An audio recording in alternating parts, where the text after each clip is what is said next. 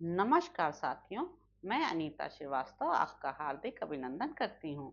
श्रीमद् वाल्मीकि रामायण में आज का प्रसंग है रावण के भवन एवं पुष्पक विमान का वर्णन। बलवान वीर हनुमान जी ने नीलम से जड़ी हुई सोने की खिड़कियों से सुशोभित तथा पक्षी समूहों से युक्त भवनों का समुदाय देखा, जो वर्षा काल में बिजली से युक्त महती मेघमाला के समान मनोहर जान पड़ता था। उसमें नाना प्रकार की बैठकें, शंख, आयुध और धनुषों की मुख्य मुख्य शालाएं तथा पर्वतों के समान ऊंचे महलों के ऊपर मनोहर एवं विशाल चंद्रशालाएं देखीं। कपिवर हनुमान ने वहां नाना प्रकार के रत्नों से सुशोभित ऐसे ऐसे घर देखे जिनकी देवता और असुर भी प्रशंसा करते थे। वह ग्रह संपूर्ण दोषों से रहित थे तथा रावण ने उन्हें अपने पुरुषार्थ से प्राप्त किया था। वे भवन बड़े प्रयत्न से बनाए गए थे और ऐसे अद्भुत लगते थे मानो साक्षात मैं दानव ने ही उनका निर्माण किया हो। हनुमान जी ने उन्हें देखा। लंकापति रावण के वे घर इस भूतल पर सभी गुणों में सबसे बढ़े चढ़कर थे।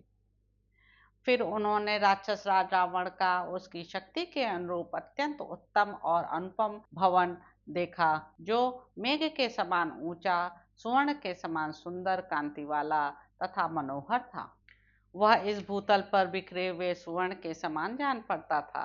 अपनी कांति से प्रज्वलित सा हो रहा था। अनेकानेक रत्नों से व्याप्त, भांति भांति के वृक्षों के फूलों से आच्छादित तथा पुष्पों के पराग से भरे हुए पर्वत शिखर के समान शोभा पाता था।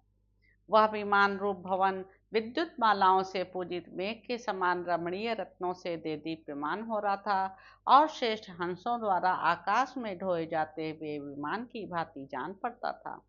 उस दिव्य विमान को बहुत सुंदर ढंग से बनाया गया था। वह अद्भुत शोभा से संपन्न दिखाई देता था। जैसे अनेक धातुओं के कारण पर्वत शिखर, ग्रहों और चंद्रमा के कारण आकाश तथा अनेक वर्णों से युक्त होने के कारण मनोहर मेघ विचित्र शोभा धारण करते हैं, उसी तरह नाना प्रकार के रत्नों से निर्मित होने के कारण वह विमान भी विचित्र शोभा से संपन्न दिखाई देता था। उस विमान की आधार भूमि सोने और मणियों के द्वारा निर्मित कृत्रिम श्वेत मालाओं से पूर्ण बनाई गई थी। वे पर्वत वृक्षों की विस्तृत पंक्तियों से हरे भरे रचे गए थे।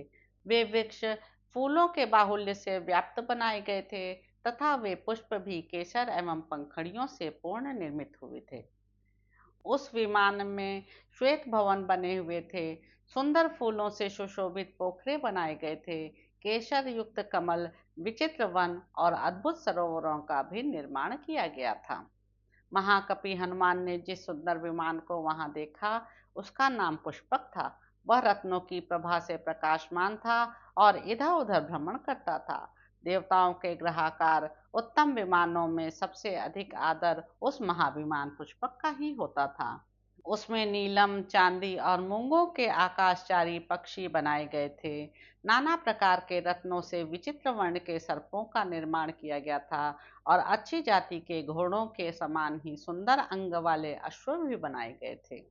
उस विमान पर सुंदर मुख और मनोहर पंख वाले बहुत से ऐसे विहंगम निर्मित हुए थे, जो साक्षात कामदेव के सहायक जान पड़ते थे।